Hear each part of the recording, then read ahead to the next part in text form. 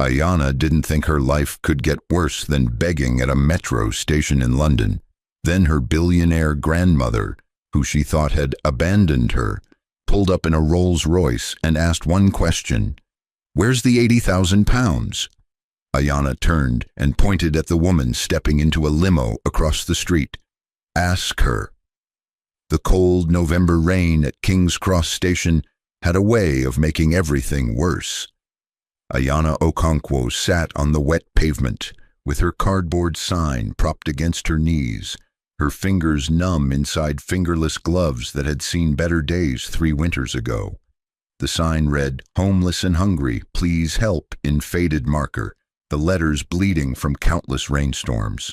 She was 21 years old, though the mirror in the public toilet had shown her a face that looked 30. 3 years of sleeping in doorways, shelters, and under bridges had carved lines into her dark skin that no young woman should wear. Her hair, once thick and beautiful like her father used to say, was now hidden under a dirty wool cap. She kept her eyes down most of the time because eye contact made people uncomfortable, made them walk faster, clutch their bags tighter. But she had learned that the trick was to look pathetic enough to inspire pity, but not so broken that people feared you might be dangerous. It was a balance she had perfected over 1,000 humiliating days. The evening commuters rushed past her like she was invisible. A river of expensive shoes, designer handbags, and people whose biggest worry was whether their train would be delayed. Ayana had once been one of them, back when her father was alive, back when she had a home in South London with heat and food, and a future that sparkled like the acceptance letter from the London School of Economics she had hidden in her backpack for 3 years. She kept it with her always, a reminder of what she had lost, what had been stolen from her. Sometimes late at night, in whatever shelter would take her, she would unfold it carefully and read her name printed in official letters. "We are pleased to offer Miss Ayana Okonkwo admission to the London School of Economics." It felt like reading about a different person, someone who had died the same day her father's heart gave out. The Rolls-Royce Phantom appeared through the rain like something from another dimension. Ayana noticed it because nobody drove cars like that through the regular pickup zone at King's Cross.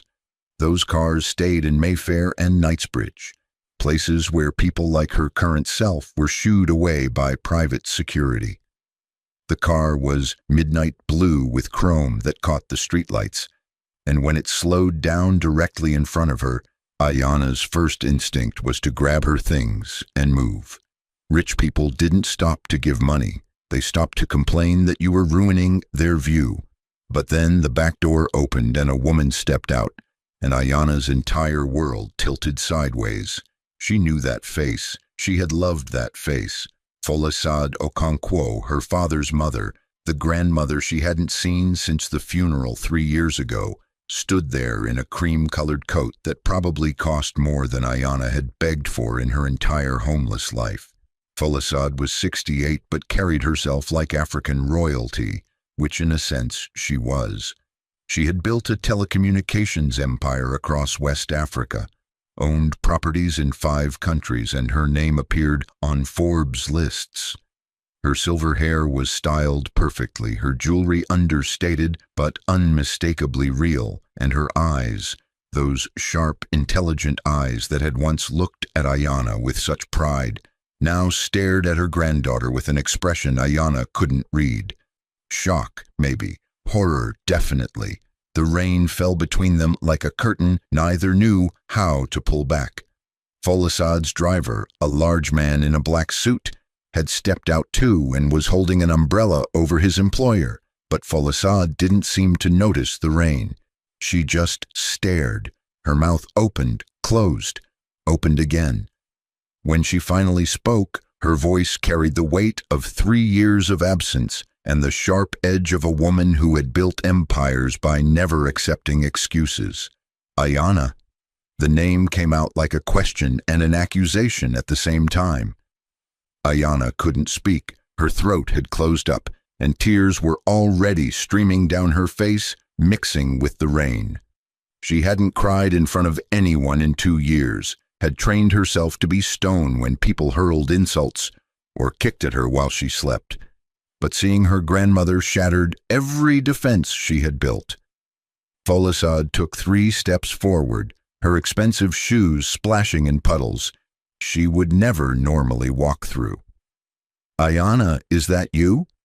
What are you doing here? Where are your clothes? Where is—" She stopped abruptly, and her expression changed from shock to something harder, something that made the rain seem warm by comparison. "Where is the 80,000 pounds I sent for your university?" The question hung in the air like a guillotine blade. Ayana had imagined this conversation 1,000 times, rehearsed her answers in the dark hours before dawn, but now that the moment was here, she found she couldn't organize the words properly. 3 years of betrayal, lies, theft, and survival couldn't be summarized in a sentence. But then she remembered where she was, what she had become, and the anger that she had buried under layers of shame and defeat suddenly roared to life. She stood up on shaking legs, her cardboard sign falling into a puddle. She was taller than her grandmother by 3 inches, but she had never felt smaller. With a hand that trembled from cold and fury and the sheer impossibility of this moment, Ayana pointed across the plaza to where a silver limousine was idling near the taxi rank. A woman was climbing into the back seat, a woman in a camel-colored coat and expensive boots, her hair done in the latest style, her entire presence screaming money and comfort and a life built on stolen foundations. "Ask her," Ayana said, and her voice came out stronger than she expected. "That woman right there, that's Adana, my stepmother. She has your money. She took every pound you sent and used it to send her own daughter to university while I—" Her voice broke, but she forced the words out anyway.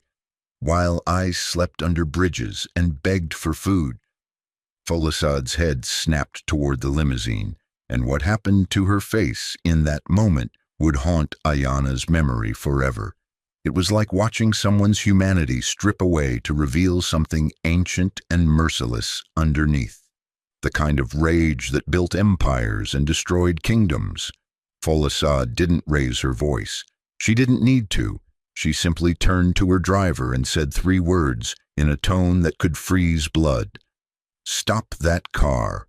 The driver moved with the efficiency of someone who had done this kind of thing before. He was back in the Rolls-Royce before Folasade finished speaking, and the luxury vehicle surged forward with a growl of its engine, cutting across the plaza and positioning itself directly in front of the limousine before it could pull into traffic. The limo driver hit his brakes, and through the rain, Ayana could see Adana's face in the back window, first annoyed at the inconvenience, then confused at the expensive car blocking her path, then absolutely terrified when she recognized who was stepping out of it. Folasade walked toward that limousine like a woman who had never heard the word no in her life, and Ayana followed on numb feet, unable to believe this was actually happening. A crowd was starting to gather because Londoners might ignore a beggar, but they never ignored drama, especially when it involved cars that cost more than houses. Adana's door opened slowly, and she stepped out with the kind of fake smile that Ayana remembered from every lie the woman had ever told. Adana was 43, beautiful in the way that money and good genes combined, her skin smooth and dark, her body fit from personal trainers and yoga classes that cost more per session than Ayana made in a week of begging. She was wearing gold jewelry that caught the light, carrying a handbag that Ayana recognized as her mess because her father used to buy her mother bags like that before the cancer took her. Adana's eyes flickered to Ayana for just a second, and in that glance, Ayana saw calculation, fear, and something that might have been guilt before it was buried under practiced charm. Adana turned the full force of her smile on Folasade and opened her arms like they were old friends reuniting. "Folasade, what a wonderful surprise! I had no idea you were in London. If you had called, I would have—" She didn't get to finish because Folisad's voice cut through her words like a machete through sugarcane. "Where is the 80,000 pounds I sent 3 years ago for my granddaughter's education?" The question was delivered in a tone that made it clear there was only one acceptable answer, and that answer needed to be immediate and truthful. Adana's smile flickered but held. She was good at this. Ayana had to give her that. 3 years of lying to one of the most powerful women in West Africa took serious skill. Adana laughed, a light tinkling sound that was probably supposed to sound natural but came out forced. "Oh, that money. Well, Folasad, I'm afraid there was a situation. Ayana, she made some poor choices. She fell in with a bad crowd, started dating this boy, and She's standing right here," Folasad interrupted, her voice dropping even lower, which somehow made it more terrifying. "And she's been begging on the street, so I'll ask you one more time. And I suggest you think very carefully about your answer. Where is my money?" The crowd had grown larger now, phones were out, and Ayana realized with a sick feeling that this was probably being recorded by a dozen people. But she didn't care anymore. Let them record. Let the whole world watch. Adana's smile finally died completely, and her face shifted into something harder, more defensive. She straightened her spine and lifted her chin, and when she spoke again, her voice had steel in it. "Your granddaughter ran away. She dropped out before even starting university. She took up with some boy, wouldn't listen to reason, and she left. I tried to stop her, tried to help her, but she was 18 and legally an adult. What was I supposed to do? The money sat in an education account, and when it became clear she wasn't coming back, I made the difficult decision to use it for Chinara's education instead. My daughter needed— Your daughter is in my granddaughter's university seat," Folasad said, and it wasn't a question. Adana's eyes widened slightly, the first crack in her armor. Before she could respond, the limousine's other door opened, and a young woman stepped out. Chinara was 22 now, and she looked exactly like what 80,000 pounds of education and comfort could buy. She was wearing Imperial College gear, expensive jeans, boots that probably cost a month of Ayana's former rent. Her hair was styled beautifully, her makeup perfect, her entire presence screaming privilege and opportunity. When Chinara saw Ayana, really saw her for the first time in 3 years, something broke in her face. Guilt, raw and undeniable, flooded her features, her eyes filled with tears, and she took a step toward Ayana before stopping herself, her hand half raised like she wanted to reach out but didn't dare. "Ayana," Chinara whispered, and her voice cracked on the name. "Oh God, Ayana, I didn't— Mum said you were fine. She said you'd gone to Manchester. She said—" She turned to her mother with an expression of dawning horror.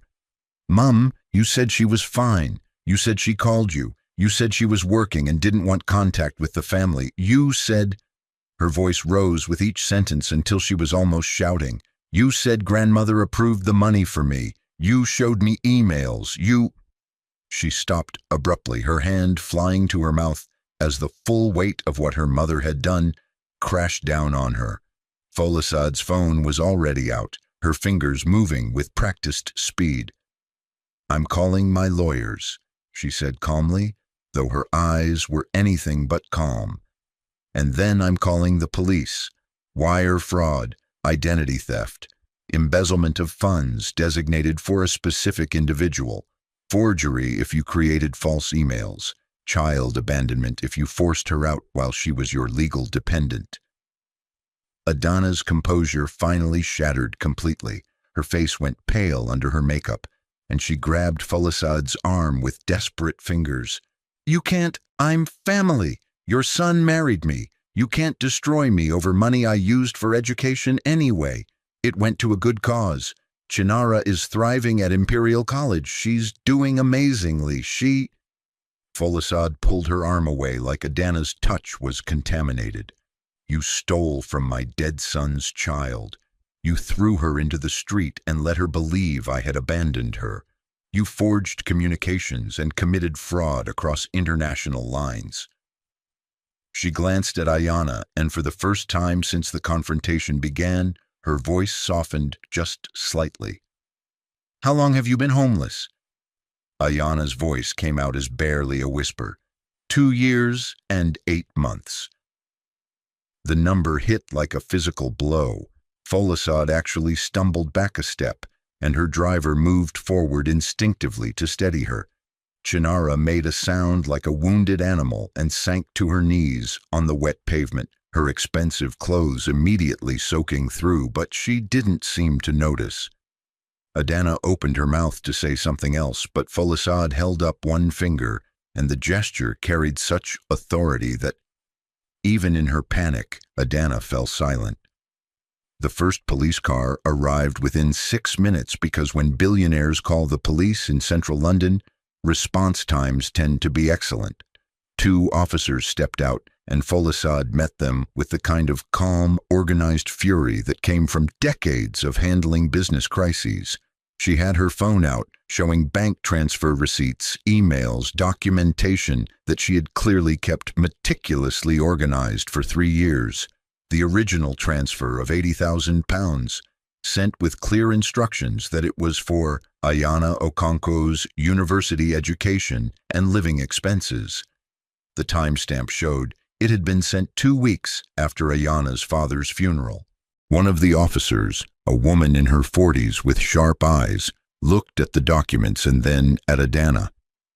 "Did you receive these funds?" Adana's lawyer instincts kicked in, probably too late. "I'm not saying anything without legal representation. This is a family matter being blown out of proportion. I demand—" The officer cut her off with professional efficiency. "You're not under arrest yet, ma'am, but I'd advise cooperating. We'll need to see records of how the funds were used. Do you have documentation showing the money went to Ayanna Okonkwo's education?" The silence that followed was answer enough. The second officer was already on his radio, calling for additional units and what sounded like a financial crimes investigator. Folasad turned to Chinara, who was still on her knees, tears streaming down her face. Her voice was not unkind when she spoke to the girl. "Did you know?" "The truth, child." Chinara looked up with devastated eyes. "I swear I didn't know. Mum showed me emails that looked like they were from you, approving the money for my education. She said Ayanna had dropped out and moved away, that she was angry with everyone and didn't want contact. She showed me texts supposedly from Ayanna saying horrible things about me and the family. I thought," her voice broke, "I thought it was all real. I thought Ayanna hated us. I saw her once, about 6 months ago in Covent Garden. She looked homeless, and fresh tears. I walked away. I thought she'd made her choices. Oh God, I walked away." She turned to Ayanna with a look of such genuine anguish that Ayanna actually felt a flicker of something that wasn't hatred. Not forgiveness, not yet, maybe never, but the recognition that Chinara had been manipulated too, just differently. Chinara crawled across the wet pavement until she was at Ayanna's feet, her expensive clothes ruined, her pride completely gone. "I'm so sorry. I'm so sorry. I'll give it all back. I'll drop out. Ayanna looked down at her stepsister and felt nothing. No satisfaction, no anger, just a vast emptiness where emotions used to live. She had spent so much energy hating Chinara, imagining this confrontation, but now that it was here, she just felt tired, exhausted down to her bones. The police were searching Adana's limousine now, and they had found her laptop bag. One of the officers was already scrolling through something on the computer, his expression growing more serious. "Ma'am," he called to the senior officer, "we've got emails here in the drafts folder. Looks like correspondence forged to appear from both the grandmother and the granddaughter. IP address metadata is going to tell us a lot." Adana made a run for it. It was stupid and desperate and doomed to fail, But she tried anyway, kicking off her expensive heels and sprinting in her stockings toward the taxi rank. She made it maybe 20 feet before the male officer caught her easily, bringing her down with professional efficiency that suggested he had done this many times before. She fought him, screaming about how this was all a misunderstanding, how her lawyers would destroy them all, how Folksad couldn't do this to family. The officer cuffed her with practiced hands and read her rights in a bored tone that suggested he had heard every justification and excuse 1,000 times before. Adana was still screaming when they put her in the back of the police car, her face pressed against the window, her makeup running in black streaks down her face. She locked eyes with Ayana one last time, and whatever she saw there made her fall silent. Maybe she finally understood what she had done. Maybe she was just calculating her legal defense. Ayana would never know and found she didn't care. Folksad's hand settled on Ayana's shoulder, gentle and warm, and that small touch broke something inside her that the confrontation hadn't touched. Ayana turned and buried her face in her grandmother's expensive coat and sobbed like a child, 3 years of pain and fear and humiliation pouring out in gasping waves that shook her whole body. Folksad held her and made soft, shushing sounds in Yoruba, the language of their ancestors, words of comfort that Ayana hadn't heard since her father died. "I've got you now," Folksad whispered. "I've got you, and I will never let you go again. Never." The crowd was dispersing now that the drama was over, already moving on to their next trains and appointments and lives that didn't include homeless girls and family betrayals. But several people approached Ayana before they left, pressing cash into her hands, telling her they hoped things got better, apologizing for walking past her earlier. One woman left a business card for a charity that helped young people get off the streets. An older man gave her his umbrella and said, "You keep that, love. You need it more than I do." These small kindnesses coming after such cruelty made Ayana cry harder. Chinara was still on the ground, her sobs audible even over the rain and traffic. Folksad looked at her for a long moment, then sighed. "Get up, child. You'll catch pneumonia." She turned to her driver. "Take her home. Make sure she gets there safely." Chinara looked up in shock. You're not having me arrested?" Folksad's expression was complex, layered with anger and pity, and something that might have been understanding. "You were lied to and manipulated by your mother. The emails will prove that. But you will face consequences. Your university will be notified of how your tuition was obtained. That will be their decision to make. You will repay every pound spent on you from that money, whether through work or loans or whatever means you have to find, and you will spend the next several years earning back even a fraction of the trust you lost." She paused. "But you are not your mother. You have a chance to become better than what she made you. Don't waste it."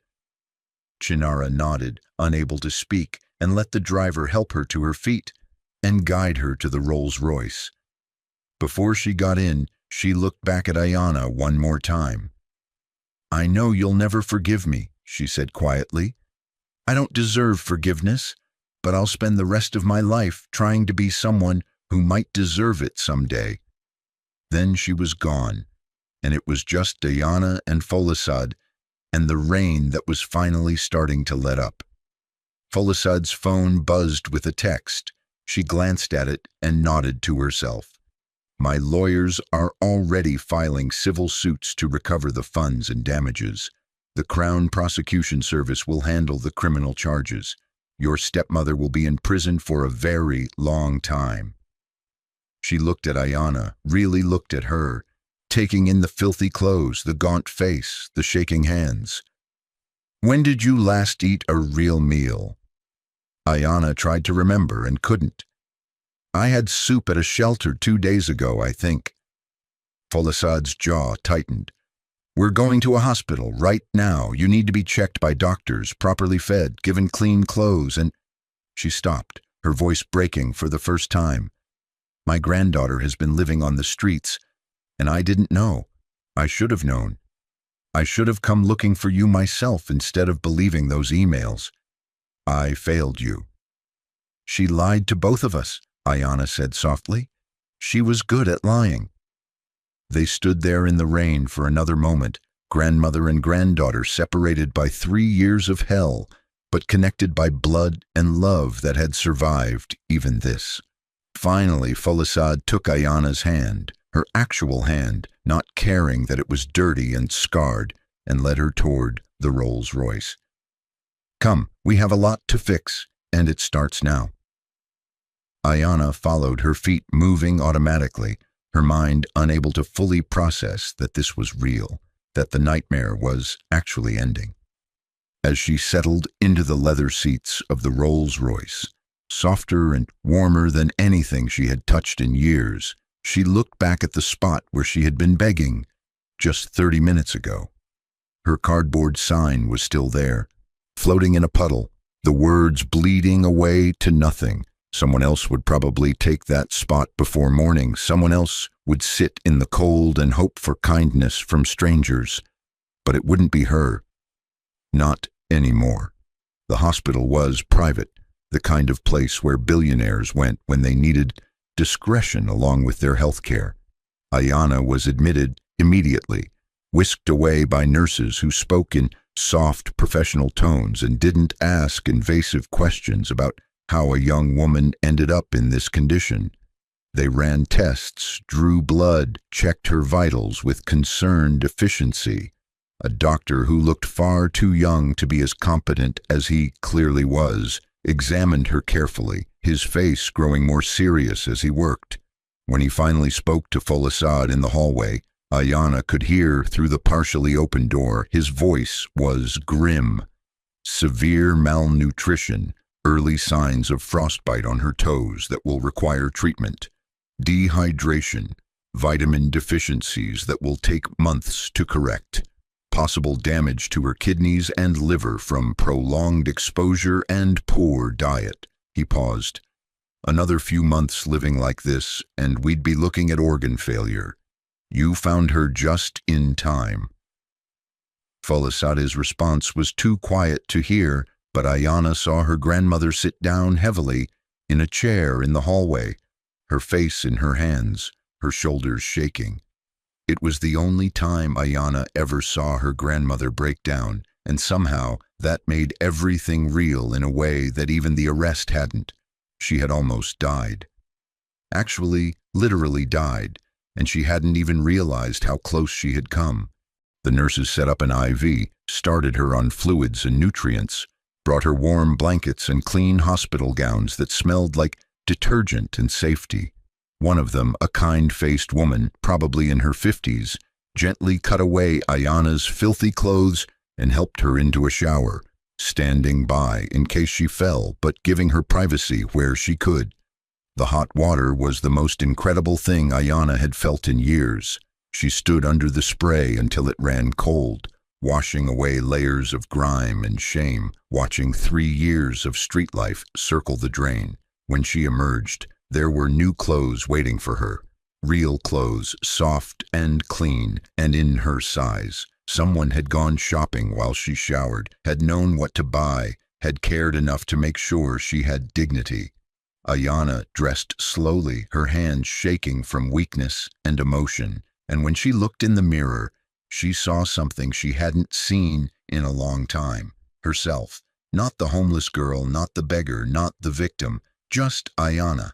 Folasad was waiting when she came out, sitting in a chair beside a hospital bed that looked more comfortable than any bed Ayanna had slept in since her father died. Her grandmother stood when she entered, and they looked at each other across the small room, across the chasm of 3 years and all the pain that lived there. "I want to stay in London," Ayanna said quietly. "I want to go to LSE. I want to finish what I started." She expected argument, expected her grandmother to insist she come to Lagos, come home, forget about university, and focus on healing. But Folasad just nodded. "Then that's what we'll do," I'll call the admissions office tomorrow. We'll explain the situation, provide documentation of the fraud, request deferred admission. If they won't accommodate us, I'll make calls to the university president. If that doesn't work, I'll fund a new building until they have no choice but to listen." She smiled slightly, and it was the smile of a woman who had built an empire by refusing to take no for an answer. "You will have your education, Ayanna. Everything that was stolen from you will be returned, one way or another." The legal process moved faster than Ayanna expected, because when you have resources and clear evidence of fraud, the system suddenly becomes much more efficient. Within a week, Folasad's lawyers had recovered full documentation of how the £80,000 had been spent. Every pound accounted for: Imperial College tuition, Chinara's accommodation in a luxury student apartment, a car, designer clothes, vacations during reading week, a laptop, iPad, and phone. Textbooks, though those were probably the smallest expense on the list. Adanna had spent Ayanna's future like it was her personal shopping fund. The preliminary hearing happened 3 weeks after the arrest. Adanna showed up in court with an expensive legal team that her family money had secured, wearing a conservative suit and her hair pulled back, trying to look respectable and remorseful. Her lawyers argued that this was a family dispute being criminalized, that the money had been used for educational purposes as intended, just for a different family member, that Adanna had believed Ayanna to be willfully absent and had made a difficult choice in good faith. The prosecution destroyed these arguments methodically. They presented the forged emails that Adanna had created, pretending to be both Folasad approving the fund transfer to Chinara and Ayanna sending hateful messages, cutting off contact with the family. They showed phone records proving Adanna had blocked Folasad's number on Ayanna's phone before taking the device entirely. They presented testimony from shelter workers who confirmed Ayanna had been homeless for nearly 3 years. They brought in digital forensics showing that all the emails had been sent from Adanna's computer, from her IP address, during times when she was demonstrably alone. Most damning of all, they found Ayanna's passport, birth certificate, and national insurance documents hidden in a safe in Adanna's home office. She had kept them deliberately, preventing Ayanna from being able to prove her identity or access any services. That elevated the charges from fraud to unlawful imprisonment and identity theft. Chinara testified against her mother. She did it in a voice that shook with grief and guilt, describing how her mother had shown her emails that appeared legitimate, how she had believed for 3 years that Ayanna had abandoned the family and was living her own life somewhere else. "I thought she hated us," Chinara said from the witness stand, tears streaming down her face. "Mum was so convincing. She showed me texts, emails, even a Facebook profile that she said was Ayanna's new life with a boyfriend in Manchester. I never imagined she would lie about something this serious." The defense tried to suggest that Chinara was lying to save herself, but the prosecution had her university record showing she had cooperated fully from the moment of discovery, had voluntarily withdrawn from Imperial College despite being offered the chance to stay, and had begun working 2 jobs to start repaying the money. The judge was not sympathetic to Adanna. When she finally got a chance to speak, Adanna tried the remorse approach, claiming she had made a terrible mistake in a moment of grief and financial stress after her husband's death. But the prosecution pointed out that she had continued the deception for 3 years, had actively maintained the lies, had renewed Chinara's university tuition each year knowing exactly where the money came from. This wasn't a single mistake. It was a calculated, ongoing fraud. The judge sentenced her to 5 years in prison with the possibility of parole after 3. She was also ordered to repay the full £80,000 plus damages, court costs, and interest. Her assets were frozen pending the civil suit that Folasad had filed, which sought additional damages for emotional distress and harm. Ayana attended the sentencing but didn't speak. She had been given the opportunity to provide a victim impact statement, but she found she had nothing to say to Adana. What could she say that would matter? What words could encompass 3 years of hunger, cold, fear, and humiliation?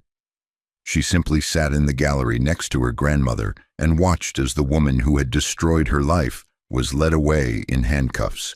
Adana looked back at her once, just before the guards took her through the door, and her expression was impossible to read. Regret, maybe. Anger, possibly.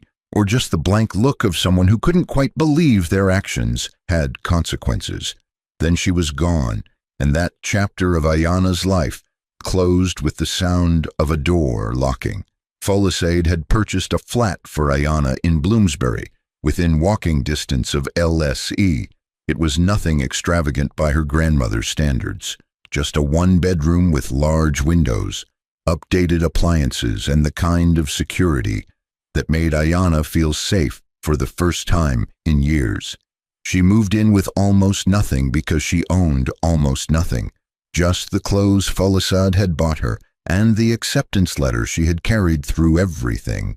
The university had been understanding when Folasad's lawyers explained the situation. More than understanding, actually, horrified.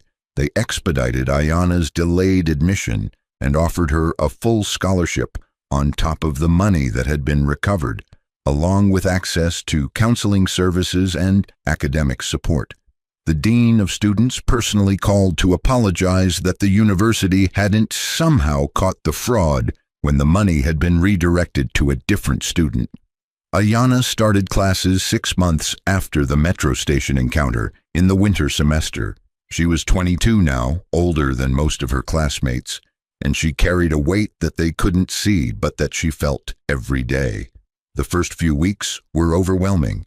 She had forgotten how to be a student, how to sit in lectures and take notes and participate in discussions. Her mind kept wandering to survival mode, calculating where the free food was, planning where she could sleep if the flat disappeared, hoarding supplies just in case. Her therapist said this was normal for trauma survivors, that it would take time for her brain to understand she was safe now. The nightmares were the worst part. She would wake up gasping, convinced she was back under the bridge near Waterloo, convinced the flat and the university and her grandmother were all just cruel dreams her freezing brain had invented. It took her months to sleep through the night without waking in a panic, but slowly, day by day, she began to believe it was real. She made friends with a few other students, mostly older ones who were returning to education after life had interrupted. She joined a study group for economics. She got her first essay back with a mark of 72, and her professor's note said, "Excellent analysis. Your perspective is unique and valuable." She cried in the library when she read that because she had thought she had forgotten how to be smart, how to think critically, how to be anything other than invisible and desperate. Chinara reached out 6 months into Ayana's first year. A simple email. "I know you probably don't want to hear from me. I understand. But I wanted you to know I completed a victim awareness program. I'm working full-time and part-time to repay the money, and I've enrolled in evening classes at community college. I'm studying social work. I want to help people who've been through what you went through. I'm not asking for forgiveness. I just wanted you to know I'm trying to be better." Ayana didn't respond immediately. She let the email sit in her inbox for 3 weeks while she decided how she felt about it. In the end, she wrote back just 4 words. "Keep trying. Don't stop." It wasn't forgiveness. She didn't know if she would ever get there. But it was acknowledgement that Chinara was making an effort, and maybe that was enough for now. A year passed, then another. Ayana threw herself into her studies with an intensity that worried her therapist, but that she couldn't seem to moderate. Every essay, every exam, every presentation was proof that she was still here, still capable, still deserving of the future that had been stolen from her. She made the dean's list both years. In her third year, she was offered a research assistant position with one of the senior professors. By her final year, she had 3 job offers from major financial firms in London before she even graduated. The day she graduated from the London School of Economics, Folasade flew in from Lagos with a delegation of family members Ayana barely remembered, aunts and uncles and cousins who had been absent during her homeless years but who showed up now that the drama was over and the ending was happy. Ayana tried not to be bitter about that and mostly succeeded. Folasade sat in the front row wearing traditional Nigerian dress in deep purple and gold, her face glowing with pride that made her look 10 years younger. When Ayana walked across the stage to receive her degree, graduating with first-class honors, the highest classification, the applause from her section was deafening. Chinara was there too, sitting in the back, clapping with tears streaming down her face. They had met for coffee twice in the past year, awkward meetings where they talked about everything except the past, building something new that wasn't quite friendship but wasn't hatred either. After the ceremony, Chinara approached carefully, keeping her distance, respecting boundaries. "Congratulations," she said quietly. "You did it. Everything Mum tried to take from you, you got it back through your own work. I'm proud of you." Ayana looked at her stepsister, not so different in age, but separated by experiences that made them feel like different generations, and nodded. "Thank you for coming." It was all she could offer, and Chinara seemed to understand that it was enough. The celebration dinner was at one of London's finest restaurants, the kind of place Ayana had once thought she would never see the inside of. Folasade gave a toast that made everyone cry, talking about resilience and family and the strength it takes to rebuild from nothing. She didn't mention Adana, who was still in prison with 2 years left on her sentence. That name didn't belong in this moment. After dinner, when the extended family had dispersed, and it was just Ayana and Folasade in the car heading back to the flat, her grandmother reached over and took her hand. "I have something for you." She pulled out an envelope, expensive paper, Folasade's company logo embossed on the back. Inside was an acceptance letter to Oxford University's master's program in economics and a full funding package for 2 years. "You got in?" Ayana whispered. "I didn't even know you applied for me." Folasade smiled. "I didn't. You applied 3 months ago. You don't remember. You were so stressed about finals." Ayana did remember now, vaguely, filling out the application at 2 a.m. between study sessions, not really believing anything would come of it.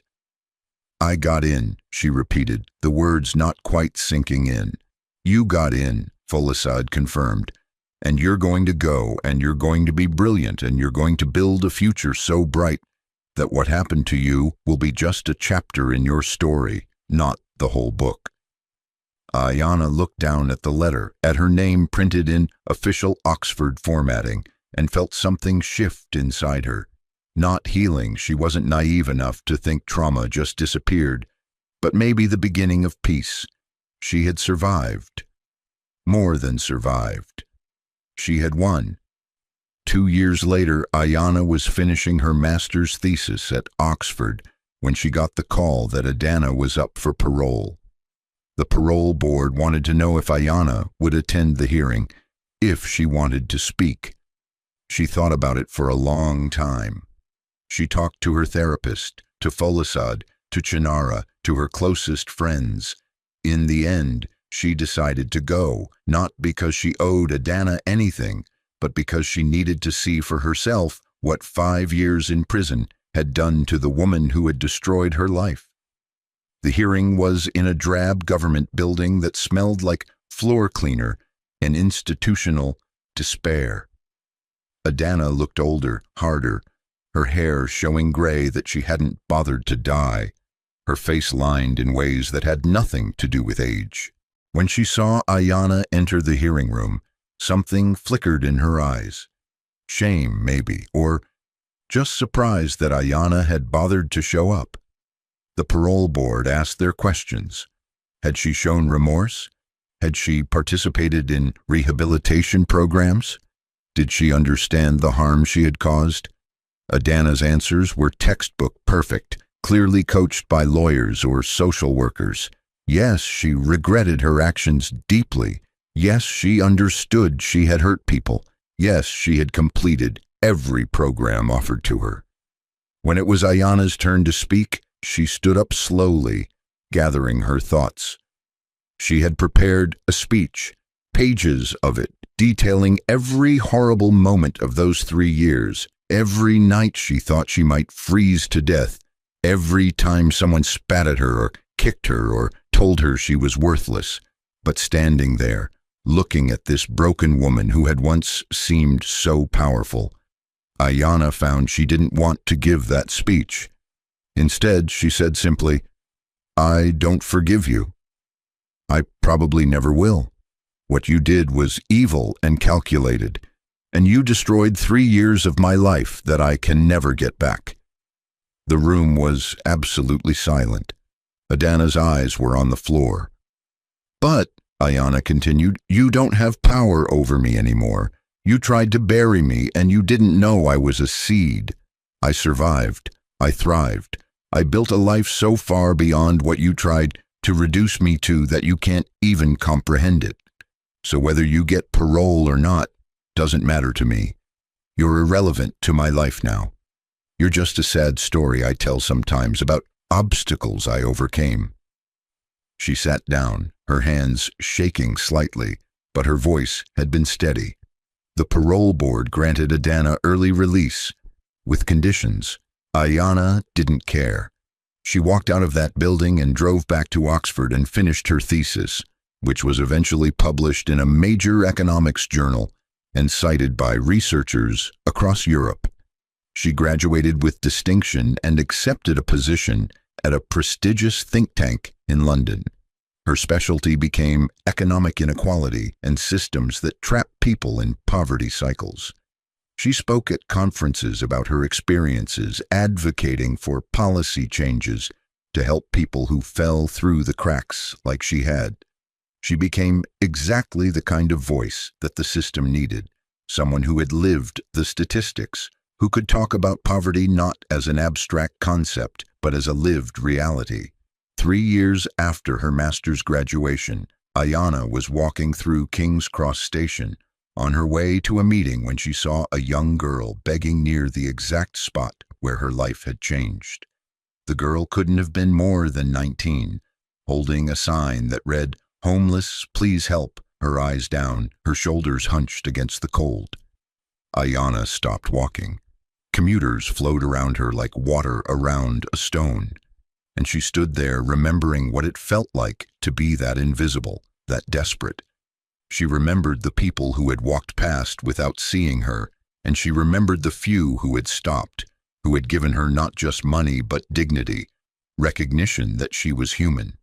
She walked over to the girl and knelt down so they were at eye level. The girl looked up, startled and defensive, probably expecting to be told to move along. Instead, Ayanna pulled out her wallet and took out £100. She also pulled out a business card, her business card, with her name and title and office number. "Take this," Ayanna said gently. "The money is for whatever you need right now.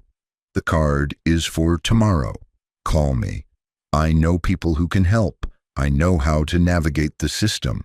I know how to get you documents if yours are missing, how to access emergency housing, how to connect you with services. But you have to call." The girl stared at the money and the card, like they might disappear if she looked away. "Why?" she whispered. "Why would you help me?" Ayanna smiled, and it was the saddest, most understanding smile. "Because 5 years ago I was sitting right where you are now, and someone helped me. Not the same way, not at first, but eventually. and I survived, and now I pass it forward."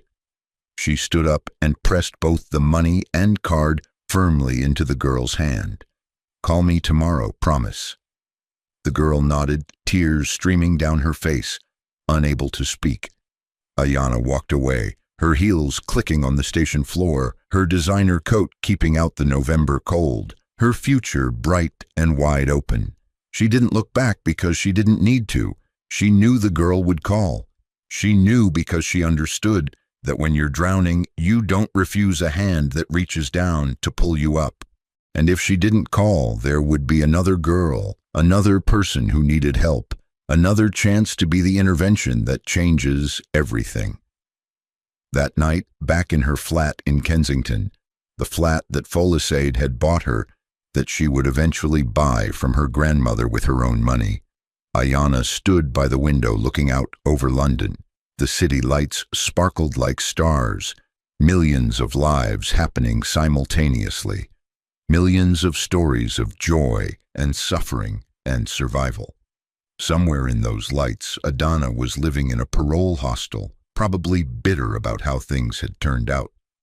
Somewhere out there, Chinara was finishing her social work degree and trying to rebuild her life. And somewhere in those lights, a homeless girl was holding £100 and a business card, deciding whether to believe that tomorrow could be different from today. Ayana thought about her father, who she still missed every day, and wondered what he would think of who she had become. She thought about the 3 years she had lost, and about all the years she had gained since then. The trauma would always be part of her story. The nightmares still came sometimes. The fear of losing everything never quite went away, but neither did her strength, her resilience, or her absolute determination that what had happened to her would mean something. She pulled out her phone and texted Folisade, "You saw a homeless girl at King's Cross today, same spot. I gave her my card." 3 dots appeared immediately. Then, "Of course you did. You are your father's daughter. He would be so proud. I am so proud." Ayana smiled and set down her phone. Tomorrow she had a presentation to the Department of Work and Pensions about reforming the benefits system. Next month, she was speaking at a conference in Geneva about economic mobility. Next year, if her proposal was accepted, she would be advising the government on homelessness prevention strategies. She had taken her pain and transformed it into purpose, her suffering into service, her trauma into triumph. Adana had tried to bury her, but like her grandmother had said when they first reunited, Ayana was a seed, and seeds, when buried, don't die. They grow, they break through the darkness, they reach for the light, and eventually they bloom into something beautiful and strong and impossible to destroy. Ayana Okonkwo had bloomed, and she was just getting started. If this story touched your heart, please hit that like button and subscribe to the channel. Share this video with someone who needs to hear that no matter how dark things get, there's always hope for a better tomorrow. Have you ever overcome a betrayal or found strength when everything seemed lost? Share your story in the comments below. Your experience might inspire someone else who's struggling right now. Remember, you are stronger than whatever tried to break you. Thank you for watching, and I'll see you in the next story. Keep fighting, keep growing, keep blooming,